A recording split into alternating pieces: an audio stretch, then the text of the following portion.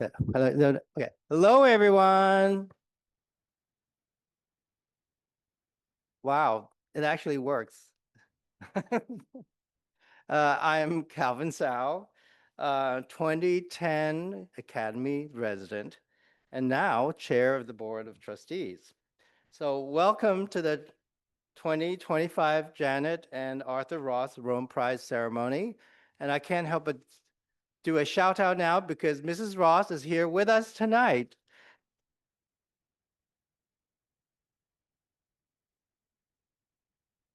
I am so delighted and privileged to see so many members of our community, familiar faces and newcomers gathered here.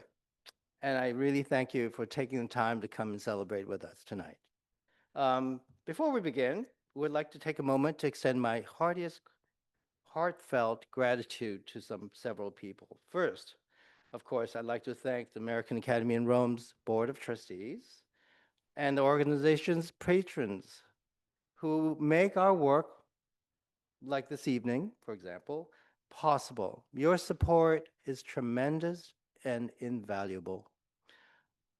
So I would also like to thank, of course, the American Academy in Rome's staff, without whose, yes,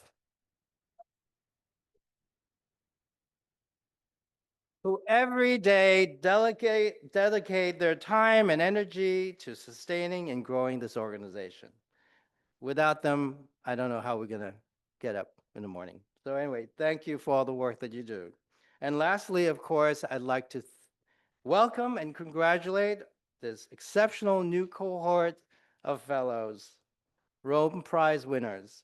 On behalf of the American Academy and our community, we look forward to getting to know you, to know your work, your vital, vital work in the coming year and beyond. So, ancora benvenuti and congratulazioni. Hi. Peter, you're on.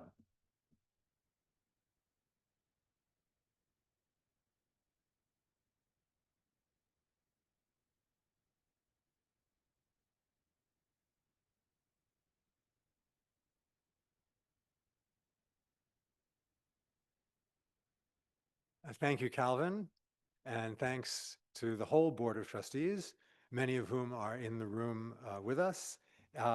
It's a remarkable group of people who keenly believe in the purpose of this great institution. And let's give a big round of applause to Calvin and the Board of Trustees.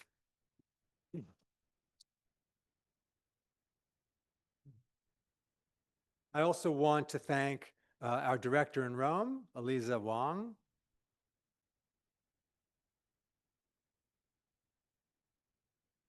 whom we'll hear from in a moment, for her leadership in Rome, leadership that has made the Academy not only a beautiful place, but a beautiful place in which to live and work. Thank you, Eliza, very much.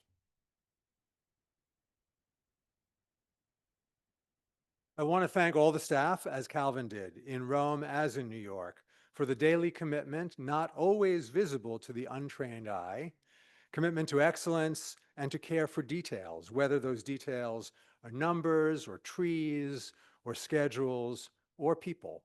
We could not operate on the highest level without staff who want themselves to operate on the highest level. So thank you very, very much. And on this night, above all other nights, I want to thank Sean Miller for his particular devotion to the Rome Prize Fellowship process and for making sure it runs smoothly, even perfectly, from start to finish. Thank you, Sean.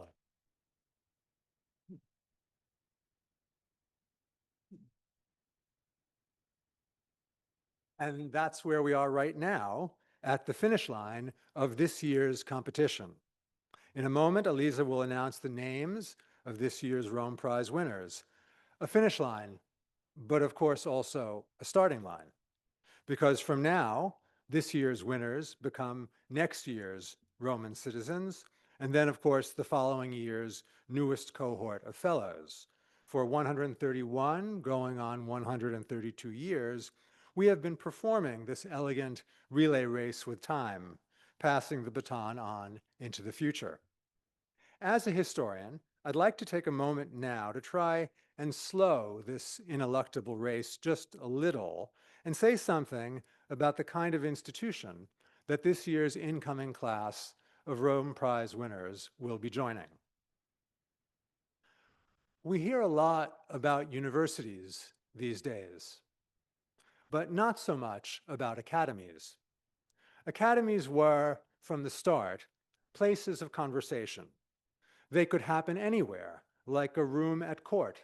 Think of the setting of Baldassare Castiglione's Book of the Courtier.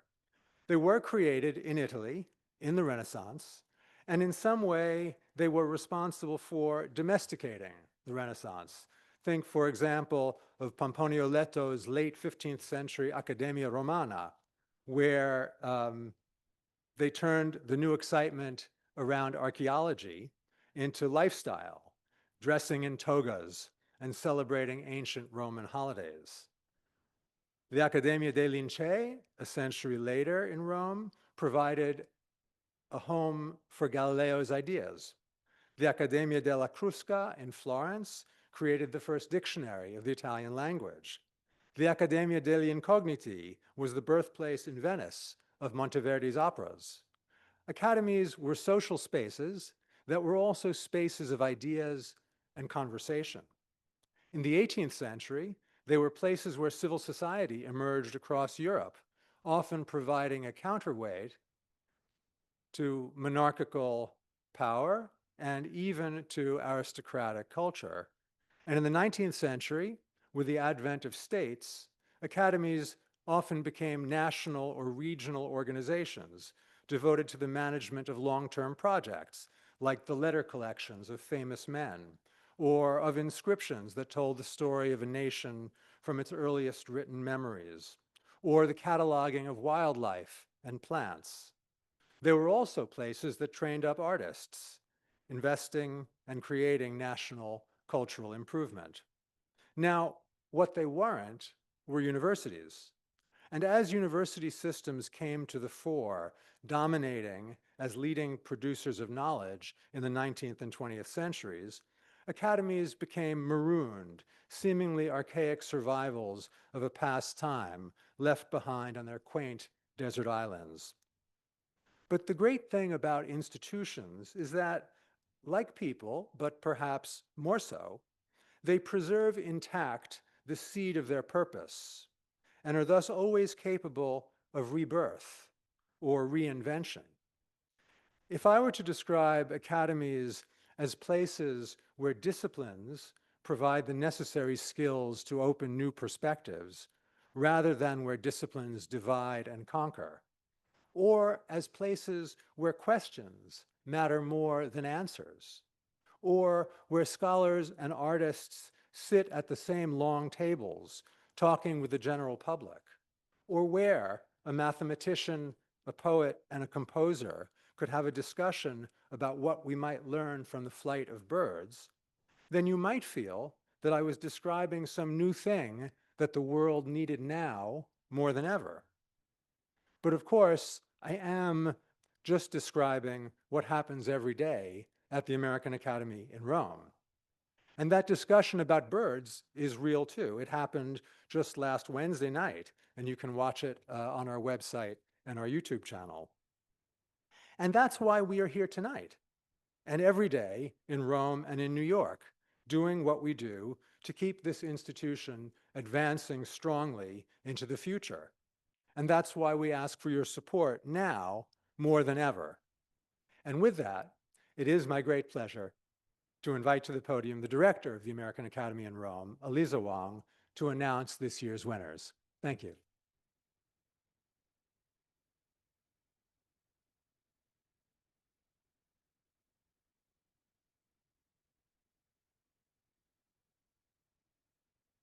Buonasera.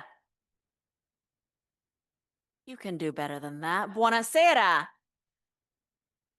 Vi auguro un benvenuto e anche un grande augurissimo a tutti i nostri borsisti per 2025 e 2026 dalla parte dei dipendenti dell'Accademia Americana di Roma. Don't panic. I will also say that in English, I promise. I am very, very honored to be here with you tonight. And on behalf of the staff in Rome, on behalf of the staff in New York City, congratulations to all of our 2025-2026 Rome Prize winners.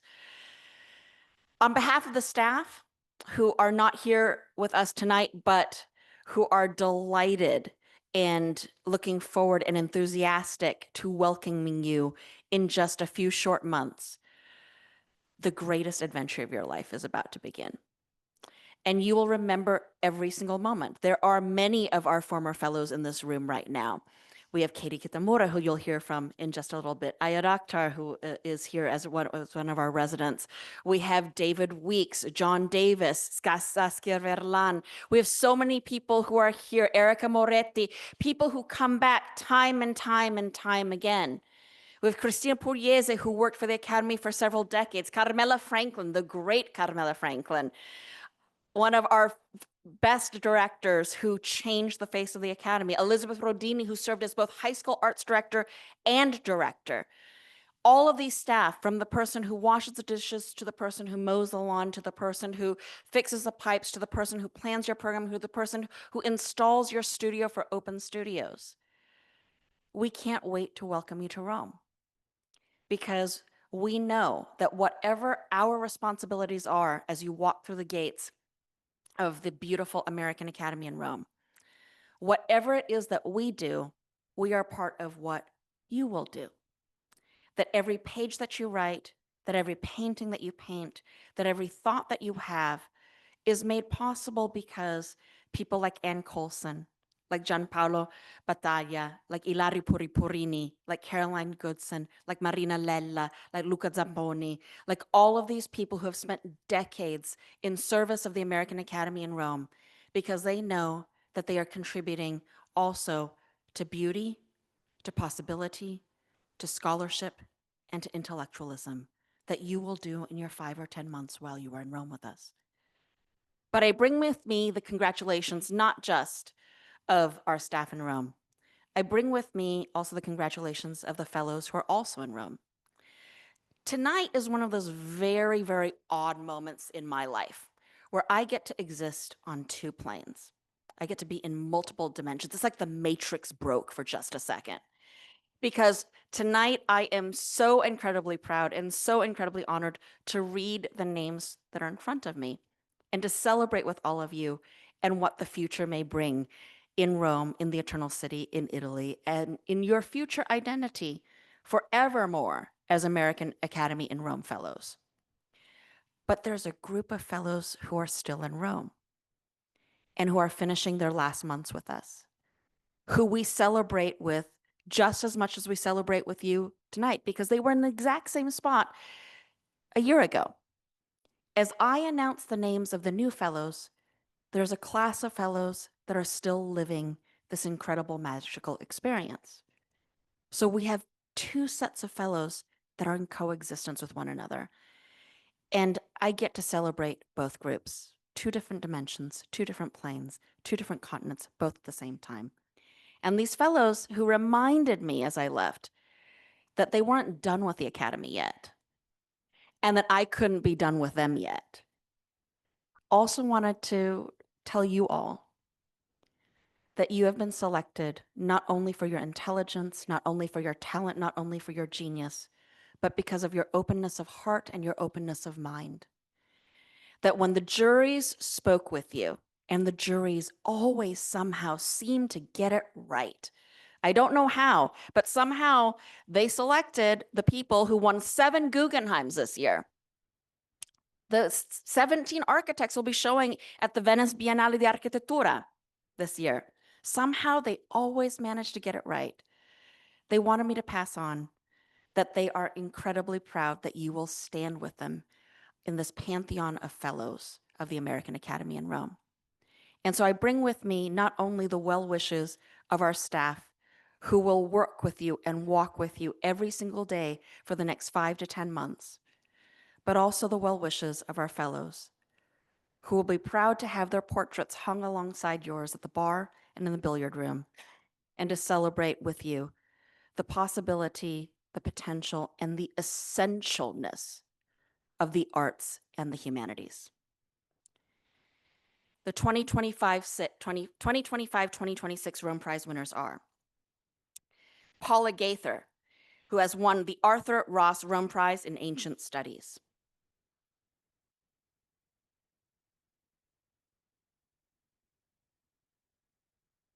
Cynthia Liu, the Emmeline Hill Richardson Rome Prize in Ancient Studies. Our Samuel H. Kress Foundation Rome Prize in Ancient Studies, William Pedrick. The Andrew High School Andrew Mellon Foundation Rome Prize in Ancient Studies, Dennis Trout. The Donald and Maria Cox, Dorothy and Louis B. Coleman Rome Prize in Ancient Studies goes to Darcy Tuttle. Akima Brackeen wins the Lully Auchincloss Rome Prize Fellow in Architecture. Corey Henry is awarded the Arnold Brunner, Francis Barker Tracy, Catherine Edwards Gordon Rome Prize in Architecture. The Cynthia Hazen Polsky and Leon Polsky Rome Prize in Design goes to Heather Scott Peterson. The Mark Hampton, Henry W. and Marion T. Mitchell Rome Prize goes to Ginny Sims Burchard. Our inaugural Environmental Arts and Humanities Rome Prize goes to Chuna McIntyre and Sean Mooney.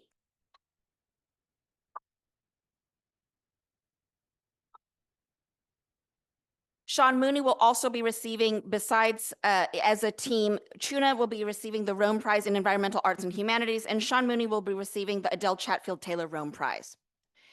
The Rome Prize in Environmental Arts and Humanities goes to Catherine Ogle, and the Rome Prize in Environmental Arts and Humanities goes to Adam Summers.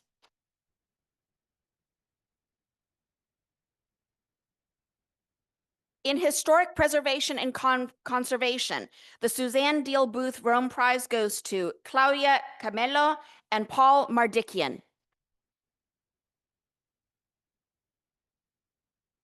The Garden Club of America Prince Charitable Trust Rome Prize in Landscape Architecture goes to Tamika Baba. The Gilmore D. Clark and Michael Rapuano Kate Lancaster Brewster Rome Prize in Landscape Architecture goes to Sean Burkholder and Karen Lutsky. In literature, the John Guare Writers Fund Rome Prize, a gift of Dorothy and Louis B. Coleman, goes to Maya Binyam. The Joseph Brodsky Rome Prize, a gift of the Drew Hines Trust, is awarded to David Keplinger.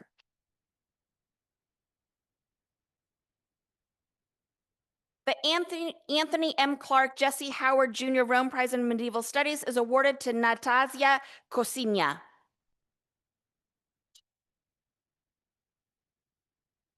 John Mulhall is awarded the Paul Mellon Rome Prize in Medieval Studies.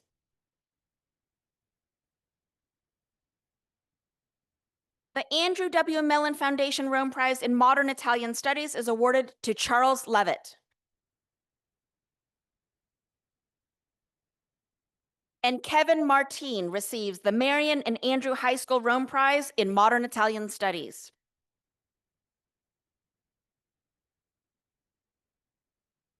The Samuel Barber Rome Prize in Musical Composition is awarded to Lembit Beecher.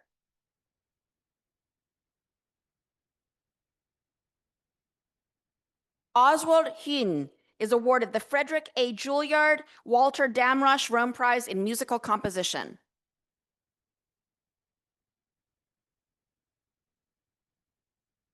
In Renaissance and Early Modern Studies, the Andrew W. Mellon Foundation Rome Prize is awarded to Eva del Sodato.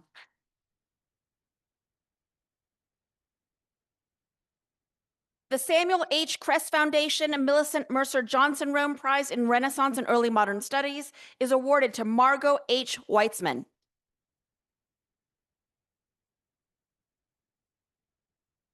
Daniel J. Sheridan is awarded the Sau Family Foundation Rome Prize.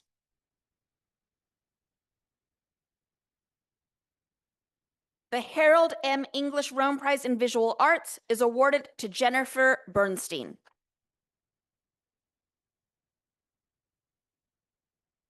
T.J. Dedeaux Norris is awarded the Jules Guérin John Armstrong Chalonnet Rome Prize.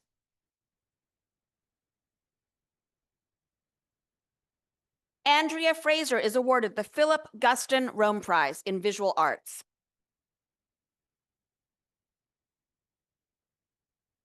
Liz Glenn is awarded the Joseph H. Hazen Rome Prize in Visual Arts. The Nancy B. Negley Rome Prize in Visual Arts is awarded to Heather Hart.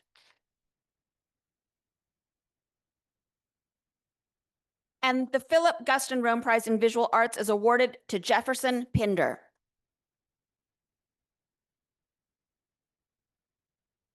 The American Academy in Rome is also the only national academy of 37 national academies in Rome to also award fellowships to Italian artists and scholars. We believe it to be enriching. We believe it to be inviting. We believe it to be an engaging experience for both Italians and Americans to live in a community together and to share different perspectives of Rome, to share different perspectives of Italy, and to share different perspectives of intellectual and creative pursuit together.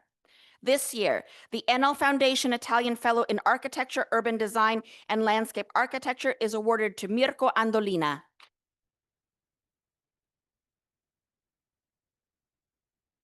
The Marcello Lotti Italian Fellow in Music is awarded to Marta De Pascalis. And the Franco Zeffirelli Italian Fellow in Medieval Studies is awarded to Stefano Milonia.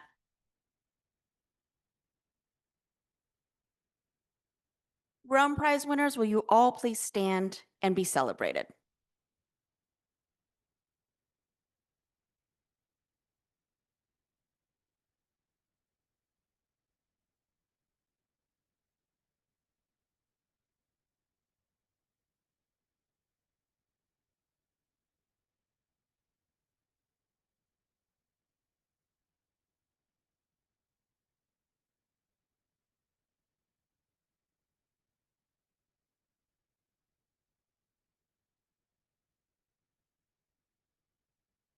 On behalf of the Board of Trustees, on behalf of the staff, on behalf of the fellows, we congratulate you. But before I leave, when I say that you never know what awaits you in Rome, there is one of our fellows here tonight who told me, because I was joking around with him during the orientation, that many things happen in Rome. People get their books published, people get their own shows, people get awarded incredible fellowships. Some people fall in love, some people get married. And one of the fellows came up to me and said, "Oh, you know, I actually met my husband at the American Academy in Rome. He was a fellow many years ago. I was at the Scuola Normale di Pisa, and somebody invited me and said, 'It's beautiful, come have lunch.' And so she did and found her husband. She was awarded a Rome Prize fellowship tonight, and her daughter celebrates her 10th birthday here with us tonight. So can you all help me in wishing a very, very happy birthday, tanti auguri a Bianca.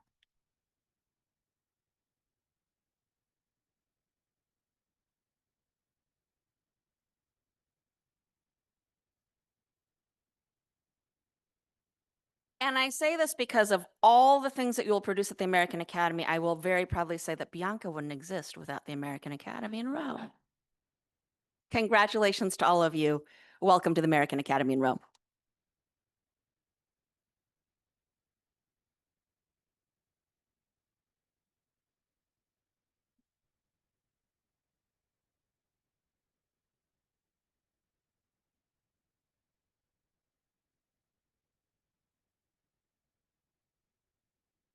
So now we switch gears a little bit, but in a way, we're just looking into the future, since this year's Rome Prize winners will at some point, maybe not so far into the future, be people like our panelists tonight who were in the same position not so long ago. So I'd like to invite our panelists up to the stage. And just to let you know, you have in your programs the bios, so I won't spend a lot of time reading them. But Ayad Akhtar Katie Kitamura and Valeria Luiselli will be our panelists tonight, acclaimed writers, all of them.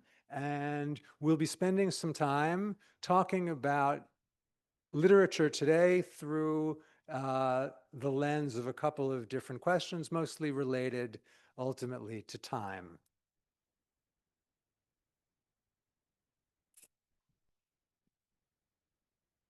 So just to start off, can you, and we'll start going just this way from my left. Tell us a little bit about what you're working on right now. When I was in Rome as a resident in 2018, I spent 2.5 months there, and I wrote a book because of the time that I was there, which was my last book. And so I am writing a follow-up to the last book. And it's inspired also by Rome. So it's just a gift that keeps giving, the 2.5 months that I spent there. So I'm not going to say more about it than that. And Katie? Yeah, it's incredible to be here. I was there just a couple years ago. At the moment, I'm working on a novel that I finished one novel when I was at the academy, and then I started a new one, which I have not finished. So I'm working on that one, which is set in Rome, which was not something I expected when I came to the academy. I didn't think I'd try to set something in Italy, but I did. And it's hard to talk very much about something in progress. I guess I would just say I've often thought about each of my books as being in dialogue with a genre. So I just wrote a book that I think of as horror inflected, that I just published rather. And this one I think is maybe like a spy thriller. Hi, good night, and congratulations. I have no idea what I'm doing here, since I have no connection to the Rome Prize. Every time they've written to me, you've written to me to ask me to be a jury, I always say, no, I want the prize. I don't want to be a jury. But I've never. But have you applied? I have never applied. I will apply one day. I will apply. So I should have written. So what I'm doing now is getting over the depression of having finished a book and not having anywhere to be, because I'm not there all the time anymore. And but it's a book that I should have written in the academy. Really, especially seeing the kind of work that you guys are doing this year. It's very much about archaeology and questions around the way we understand time right now, the sense of the end of time, but also the sense. It's called Beginning, Middle, End, and it's a novel with a beginning, a middle, and an end, which is a hard thing for me to pull off. I've never written quite so linearly, and it's about memory, and it's about standing. I don't know what it's about actually. But it's written from the place where one is, somewhere in the middle of their lives, in their 40s maybe, where one is seeing their parents lose grasp of their memory and therefore a sense of time, while at the same time observing one's children begin to create their own narrative of life. And it's about standing in that difficult place. That's, I think, all I can say. Okay. Can I, just to start with you on the next sort of questions, if you think back on your work and change in your work, what has driven that change? Has it been experiences that you've had? Has it been a kind of internal dynamic moving from one piece to the next? How would you describe what accounts for change in your work? Valeria, I think that one of the things that has driven me most is more and more interest in gaining for myself a better listening literacy. I work a lot with sound, and I've been working for 5 years on recording the border between Mexico and the US. For example, just recording all the sounds that the border makes as a space. And so listening has been, I think, the thing for me.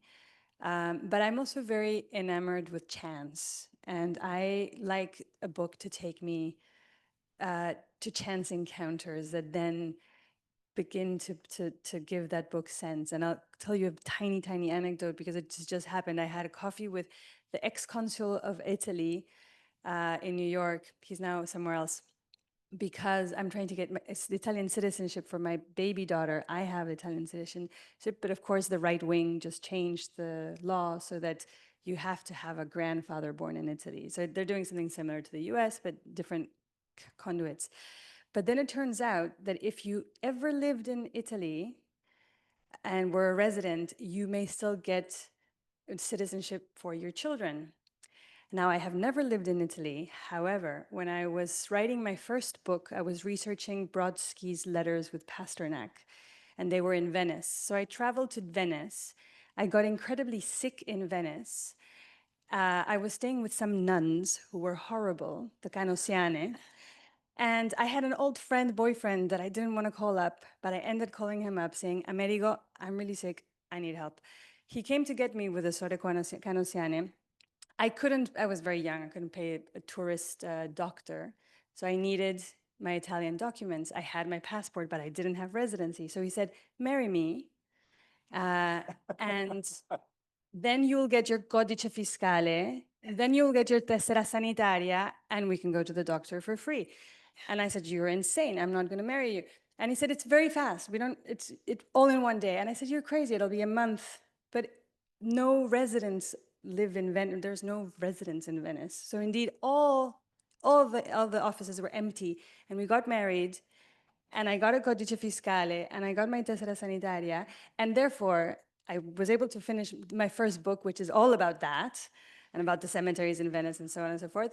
And I'm gonna be able to get my daughter citizenship. So if writing can do that, then it all is good. I'm happy.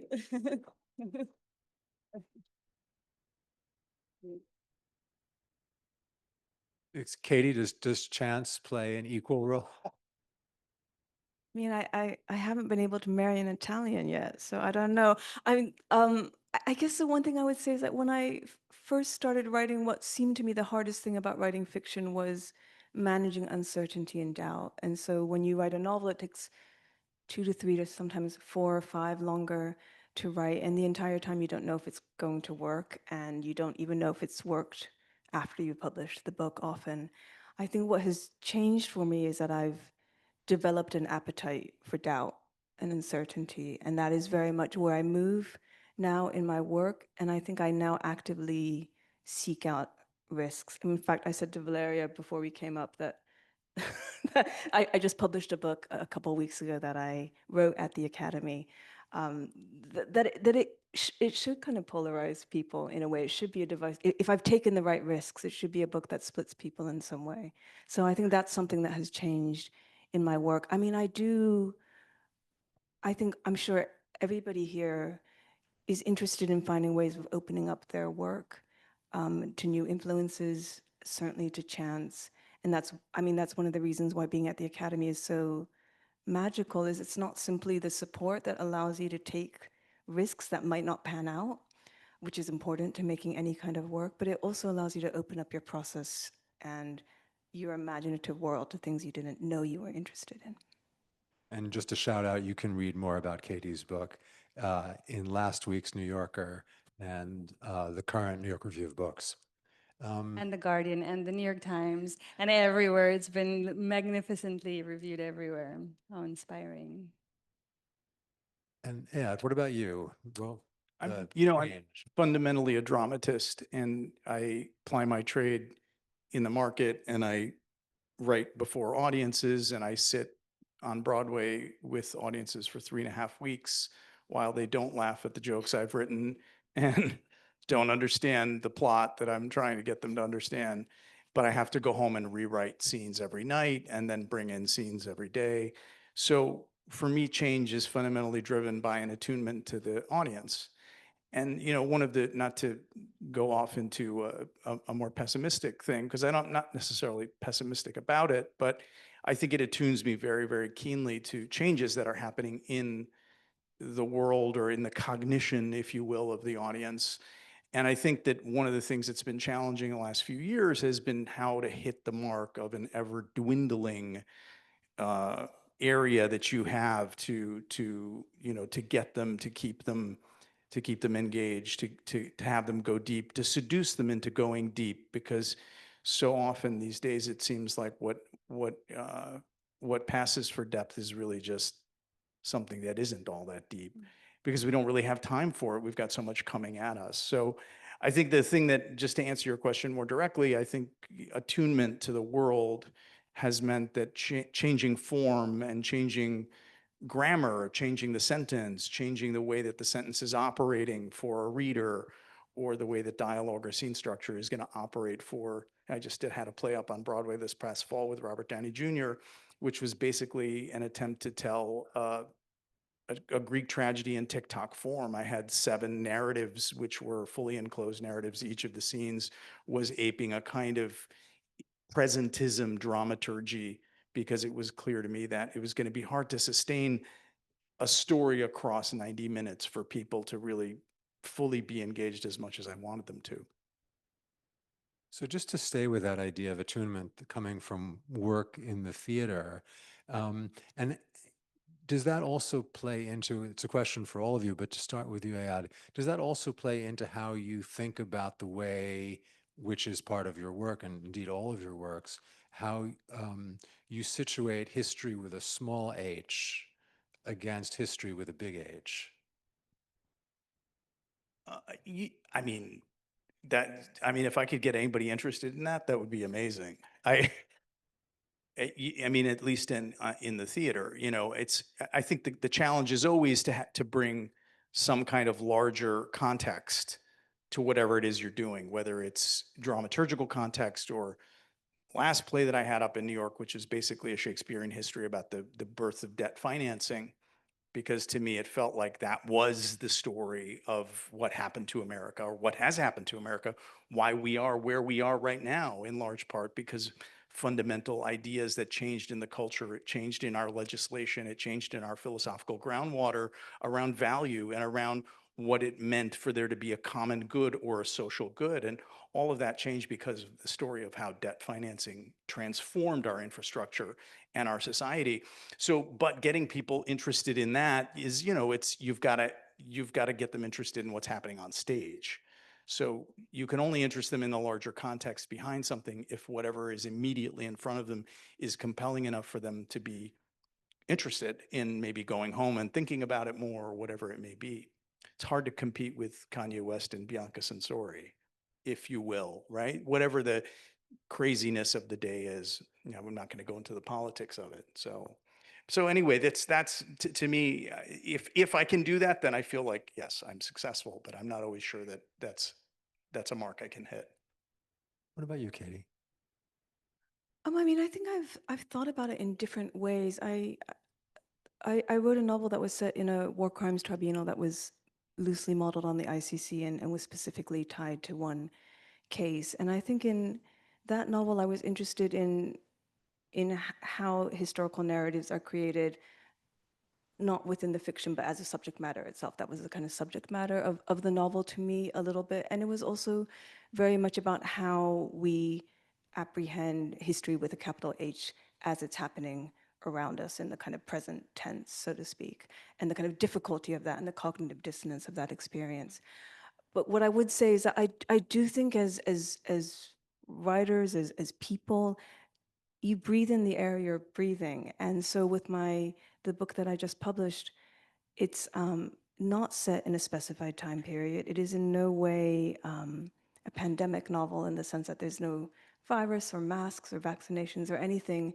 But then I realized once I started talking about the book that the second half of the book in particular is very much influenced by the fact that I wrote it during the pandemic. It's a story about adult children coming home in a way, and people trapped in a tiny New York apartment going bonkers over the course of the novel. So in that sense that I think you can't help it, a lot of the context in which you're writing is going to appear in your work, whether you like it or not. So in that sense, I don't think I feel that much anxiety, for example, about needing to write a climate change novel, because I think I live with climate change anxiety every single day, and I know it expresses itself in my work. And it would express that if I wrote something that was set in the 13th century or something that was set, you know, in 2400. I don't have a very active engagement with history with a capital H in terms of trying to recount it. But I think what I'm interested in is in trying to find traces of the past in our present that can then raise questions, complex questions. So, I mean, for example, in the novel that I just finished, Beginning, Middle, End, there's a lot about archaeology, as I was saying, and when I was trying to research the origin of the tesserae that compose the mosaics that I talk about in the novel, which are the mosaics of the Villa Casale in Piazza Armerina in Sicily, I realized that all the mosaics came to Sicily from the ports of Carthage in modern Tunisia and Alexandria in Egypt and the ports along the Levant region, which is where all the rocks were extracted from to then also make glass in the Levant region. And the ship routes that those tiny pieces of stone traveled to get to the sumptuous Roman villas when the Romans were riding the Mosaic fever in the 4th century are the exact same routes and ports from where people leave now to migrate to Lampedusa or arrive in Catania. And that just the superimposition of those two maps and the extraction of material and then the migration of people raises a question for me. You know, what is it? Why is it? Why is it exactly the same route? What's happening? And in that way, I'm interested in approaching history. What about the future? Ayad, your most recent play, engaged with it. Katie, in terms of, you mentioned climate change, which is present, but also a future looming over us. Demographic transformations are a topic that you've dealt with, Valeria. So how do you relate to the future? Is it something that is, do you view it as friendly or hostile? And how much does that attitude to the future matter to what you do, to your writing? I mean, Valeria, you did the incredible trees project, forest, sorry, I'm misexpressing, but this is relevant, where she wrote a novel that is going to be buried, or was buried, I think, in a forest in Norway for 100 years and won't be read for 100 years. Yeah, that was a very different writing experience that I never had to engage with the future as in such a constant way. It's a beautiful project, project by an artist called Katie Patterson, and she came up with this idea of asking one writer per year to deliver a manuscript that no one in their lifetime, for now, will read because it will be published with the trees that are growing right now in this forest in Norway. And so the manuscript gets turned in. The first manuscript was written 10 years ago by Margaret Atwood, and every year we get closer to that harvesting time. Of course, the last people to turn in their novels, they'll be harvested 2 years after they write it. So it's very different for us in the past than for those in the future writing those novels. But I had to engage with the future in a way that I never had before. I think that I'm pessimistic like most people right now, or worried, more than pessimistic. But I have children, and you know, my daughter, 15 years old, who's starting to become very political, called me the other day from her dad's house when she was at her dad's, and said, you know, Dad is so anxious all the time. I'm so worried. And my teacher broke down in front of us, and he said he just couldn't take it anymore. And all the adults around me seem to, what's happening? And I'm so worried.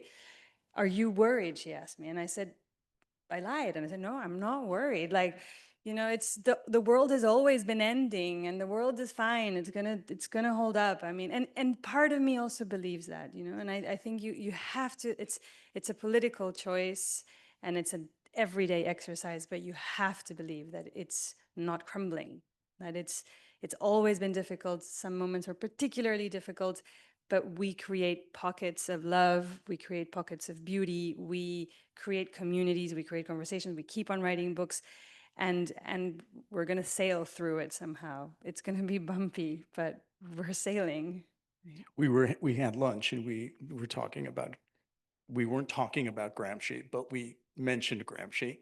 And he's got that great quote, which reminds me of what you just said, Valeria, which is, you know, pessimism of the intellect and optimism of the will.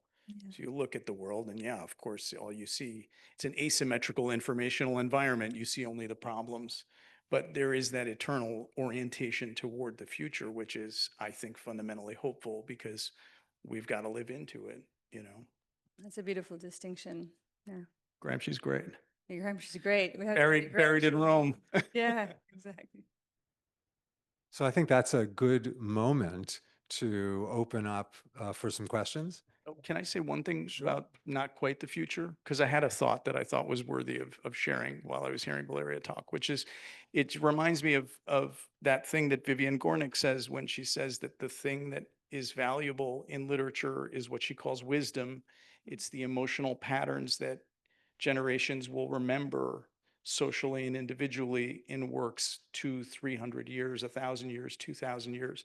So in a weird way, writing to the future really means writing to what's eternal about the present. That's just a paradox that I think about a lot. Mhm. Great, thank you. So we have microphones either side here in the front if there are people who want to come and ask questions.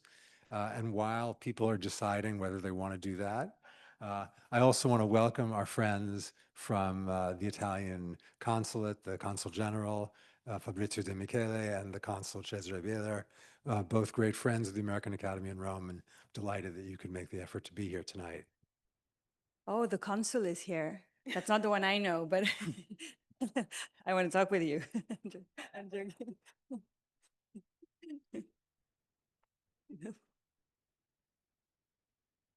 Any questions?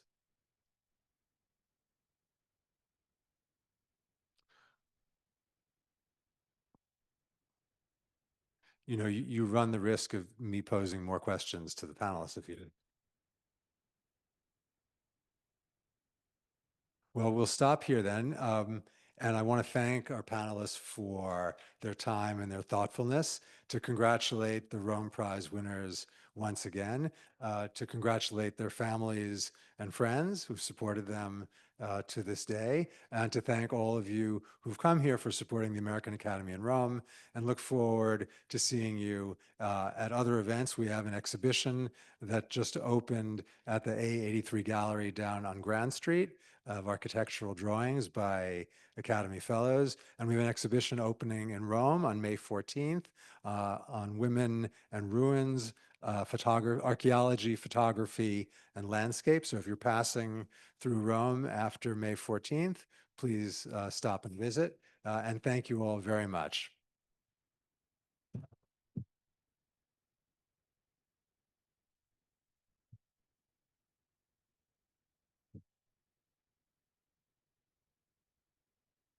Well done. Well done. Well, you're very generous. It's wonderful to hear you talking about ideas.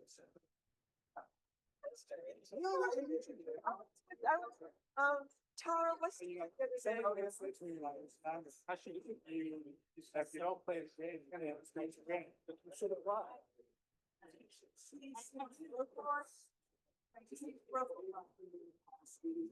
Well, you know, we have